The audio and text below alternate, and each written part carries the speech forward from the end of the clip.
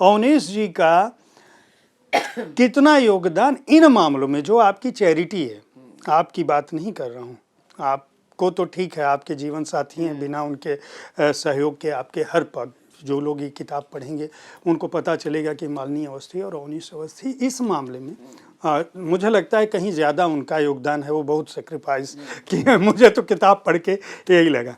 ये जो आप कलाकारों की मदद का, या जो दूसरे भाव हैं कि कहीं गई बनारस में नियुक्ति या दूसरी जगहों पे नियुक्ति, आपने बहुत सारे मैं दर्शकों को फिर कहूँगा कि मैं चूँकि इस किताब को पढ़ते हुए मैंने जो परिचय दिया, आप समझ सकते हैं कि मेरे ऊपर इस किताब का कितना प्रभाव रहा होगा। तो स्वाभाविक है कि मैं सवाल इधर से उधर प्रश्न करता जाऊँगा। आपने घटना का जिक्र किया सामूहिक विवाह का। इस तरह के बहुत सारे प्रसंग हैं जब आप किसी का आर्थिक संकट में कोई फंस गया, जहां मदद करनी है।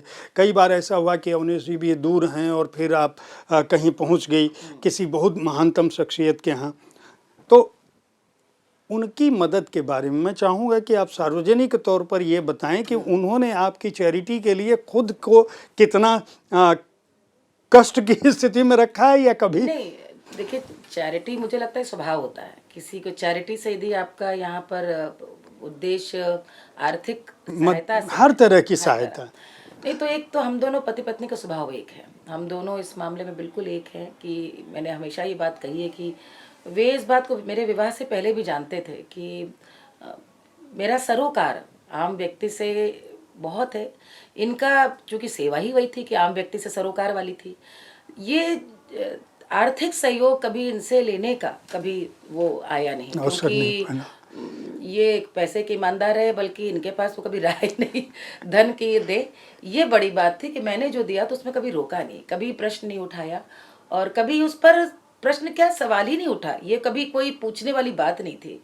और इसमें हमारे ये निर्णय हम लेते रहे अपने कि हमारा यदि मैं यदि गाने से मुझे कोई धन मिल रहा है जिसकी मैंने कभी कल्पना नहीं की, तो मुझे ये लगता हमेशा रहा कि वो सार्थक चीज़ों में प्रयोग होना चाहिए। जिस घटना का भी आपने जिक्र किया, वो हमारे कतवारू जो हमारे निमिया के डार मैया, वो पूरा गीत मिर्ज़ापुर के सोनभद्र के कलाकार, और ये हमारे कर्मा के कलाकार थे। और मैं उनको गुवाहाटी में दिल्ली संगीत नाटक अकादमी का एक कार्यक्रम हुआ, तो उत्तर प्रदेश हमें पूरा पर्व जैसा मनाना था, हमें बोला गया। तो मैंने, अब धीरे धीरे अनुभव होते हैं, ये बात हो गई आज से करीब 10-12-15 साल पुरानी। मैंने उनको लोगों से फ़ोन कराया। अब सारे कलाकारों के हो गए, उनकी बनारस से टिकट थी। तो जब मैंने उनको कहा कि आप लोग पहुंच, सरकारी कार्यक्रमों में यही होता है कि भाई कलाकार पहुंच जाते हैं, बाद में उनको चेक आता है, चूंकि पता है कि सरकारी काम कार्यक्रम है, चेक आएगा। तो मेरा कार्यक्रम नहीं था ना उत्तर प्रदेश सरकार का, दिल्ली संगीत नाटक अकादमी का था, मैं सिर्फ संयोजन कर रही थी। तो मैंने उनसे बात की, तो कतवारू ने जब कहा कि दीदी घरे एको पैसा नहीं, और जब उन्होंने ये बोला कि बैल गिरवी धरी के हम बस दौरे चली आए रहे, उस दिन मुझको ऐसा एक झटका लगा। और मुझे ये लगा कि किसी भी प्रदेश के जो स्टेट डे होता है, राज्य दिवस दिन, उस दिन हम सबसे पहले उस प्रदेश के लोक कलाकारों को मंच देते हैं। लेकिन ये स्थिति है कलाकार की कि वहाँ पर मैं उनके शोकेस करने उत्तर प्रदेश को गुवाहाटी लेके जा रही हूँ, और उनकी ये स्थिति है। 12 साल पुरानी बात है। मैंने सीधे उनको कहा, आप अकाउंट में मैं पैसा डलवाती हूँ। तो अब ऐसे मामलों में पूछना बताना हम लोगों को, देखिए यदि पति से पूछना पड़ जाए कि कोई कठिनता में है, उसको सहायता देनी है, तो हमें लगता फिर वो भरोसा है, संबंध नहीं है। मैंने तुरंत उनको पैसे दिलवाए और कहा कि आओ। बल्कि वो भी बड़े मज़ेदार किस्सा जो किताब में नहीं है कि 12 लोग को जाना था। अब इनकी तो आदत हमेशा गाड़ी में चलने की है, तो ये पहुंच गए 16 लोग। अब 16 लोग पहुंच गए तो हम लोगों ने कहा भैया टिकट नहीं, उन्हें समझाएं।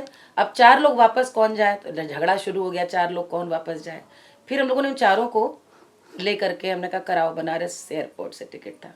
जब पहुँचे तो हम लोग उनकी फ़ोन पे बात सुन रहे थे बगल में, तो गुटली नाम था, लिखा मैंने, कतवारू की पत्नी। तो वो हम फ़ोन पे कह रहे हैं, भैया हम विदेश पहुंच गए। हाँ बस फर्र से हम विदेश पहुंच गए। तो वो गांव में 2-3 कोस को भी विदेश परदेश कहने का, वो तो वाकई असम पहुंचे थे पहली बार परदेश। तो उनकी पूरी कहानी है कि किस तरह से उनके पूरे नृत्य गीत के का जो एक बहुत महत्वपूर्ण हिस्सा है ओझा का, जिसमें उस पर देवी आती हैं, उसका पूरा जिक्र किया। और ये जो आपने चैप्टर भी खोला है, तोरे शरण हम आए, ये तो मेरा कई बार था कि जैसे हम लोग के यहाँ पे अक्सर होता है कि शाम को बत्ती जली तो हम लोग सीधे प्रणाम कर लेते हैं, या सुबह उठ के भूमि को प्रणाम करते हैं। तो ये मैं बार बार इस बात को कहते हुए रिपीट कर रही हूँ अपने आप को कि ये 80 का दशक और फिर 90 का दशक भारत में ऐसा था जब परंपराओं से जुड़ा रहना वाकई में एक रूढ़िवादिता समझी जाने लगी, और जितना उनको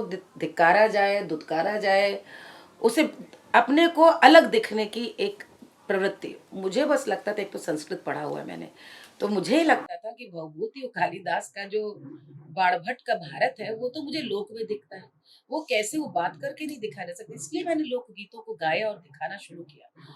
एक बार का जो इसमें हमने कई घटनाओं का जिक्र किया है, एक तो अपने बिटिया का है जो हाँ वो अयोध्या का, जी। तो फैजाबाद में कलेक्टर थे।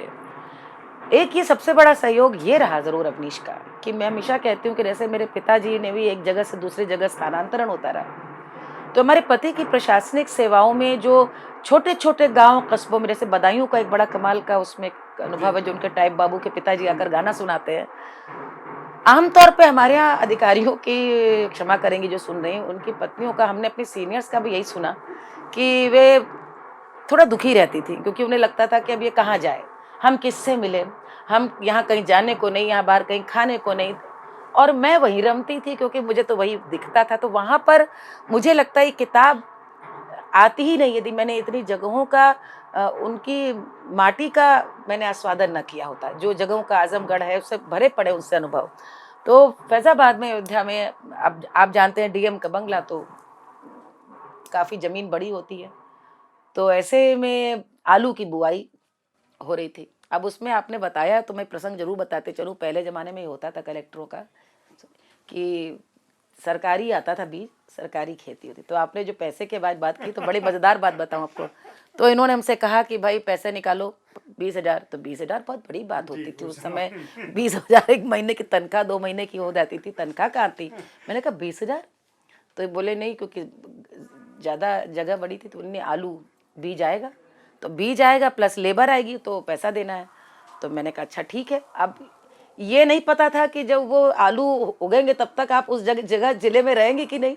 और अगला जो जिलाधिकारी आएगा वो कभी मानने को नहीं तैयार होगा कि आपने अपनी जेब से दिए, क्योंकि सब इतने ईमानदार या कर्तव्यनिष्ठ। खैर ये तो किताब में किस्सा नहीं है, वो ये सारे अनुभव मैं एक अलग किताब में लिखूंगी, क्योंकि वो एक बतौर एक प्रशासनिक अधिकारी की पत्नी के वो बड़े कमाल के रोचक किस्से, वो अलग वो बनेगी अलग किताब, बनेगी क्योंकि बनेगी